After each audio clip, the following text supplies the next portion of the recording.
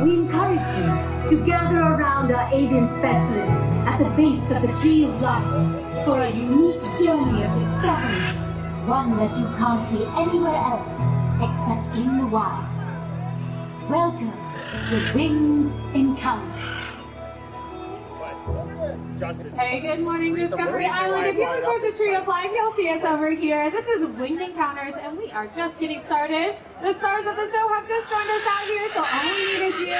Slide on in. You're all so far away. The best seats in the house are right in front of us here in these big open spaces. Those perches out there, they're not barriers. It's just a way for our birds to get a little bit closer to all of you. And obviously, they will be also flying right over the tops of your heads, so keep those phones and cameras out. My name is Caitlin. I'm joined by Keegan and Amanda. And then out in the crowd with all of you, we have Natalie and Melissa. And then our two feathered superstars. Can anyone tell me? You could just shout it out. What kind of birds are these? Yeah, that's right. Macaws, parrots, both are correct answers. Macaws are a type of parrot. We have two different species joining us right now. That big guy hanging out in the crowd with all of you, that's Hawking, and Hawking is a green-winged macaw. And then Hawking's best buddy, Modelo, is hanging out in that tree over there in the lemur exhibit. Modelo is a blue and gold macaw, and these two birds just joined us from a half a mile away. And I'm sure you noticed they're getting some yummy treats out here, and that is because we use positive reinforcement when we train our birds. It just simply means if they do something that we like, they get something that they like in return. They can do whatever they wanted if they decided not to join us. That's the beauty of positive reinforcement, that Modelo could have sat in that tree all day long if he wanted to, but he knows he gets some yummy stuff down here, and that's why he chose to make that flight down. Now, we know these two birds are very beautiful. We love working with them every single day, but we also love going home without them at the end of our workday, and that's because parrots just like this can make some of the most challenging pets out there. The number one complaint that we hear is how loud they are. These two are being deceptively quiet right now, but you'll hear very shortly just how loud these birds can get.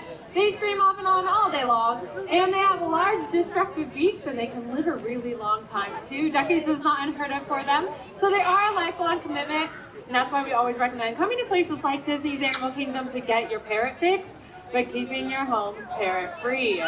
Now, if you are just joining us or just walking by, this is Winged Encounters. Our favorite part hasn't even happened yet, so slide on in. All of this open space right here, those are the best spots to be. So come on up all the way up to the roots of the Tree of Life and keep those phones and cameras out as well. Now, I mentioned that we have two different species of macaw out here, the green-winged macaw and the blue and gold macaw, but we actually work with 8 of the 17 that are found out in wild places. Now, many macaw species are struggling out in the wild due to things like the illegal pet trade, and deforestation is also leading to their habitat loss. And there's one species that's really special to us. It's called the blue-throated macaw. They are one of the rarest that are found out in the wild. They're only found in the country of Bolivia, where there's actually fewer than 400 individuals left. That is it. And that is a scary low number, but it's not all bad news for them, because people have started to notice that they need our help, and they've started to take action. And we actually work with an organization, they're called the World Parrot Trust, and they are leaders in parrot conservation. Just last year, we traveled down to Bolivia, and we brought 14 blue-throated macaws with us.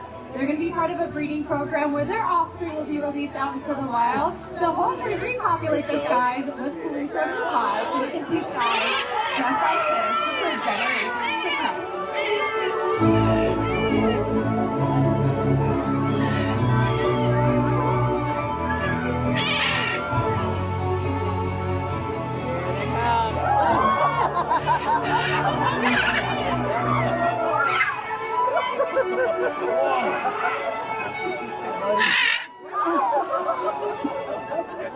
Now, this is a beautiful sight, and one that is definitely worth protecting out in wild places. We have lots of birds joining us here on the roots of the Tree of Life, including some of those blue-throated macaws. We got lots of feelings happening over there with Keegan and Amanda. That blue-throated macaw that is standing right on that antler right up front there, and wandering. That is our rarest species of macaw you can find out in the wild. I also have Catalina right here, a great green macaw, another critically endangered species with more than 1,000. Now it looks like some of our birds decided to head on out of here. We'll see if the rest of them want to join on up with their friends. We'll get those phones and cameras up, and we're going to watch these pictures. Alright, it looks like most of our birds are out of here. We saw Catalina, the great green macaw, and Arbor, the military macaw, hanging out here with us. We're going to be here as long join us there. So if you have any questions, don't have to chat with us. Or whatever you do, enjoy the rest of your day here at Disney's Animal Kingdom. And we'll see you later, everybody. Thank you for joining us for Winged Encounters. Remember, together we can help ensure amazing sights like these remain in wild places for many generations to come. Enjoy the rest of your adventures here at Disney's Animal Kingdom.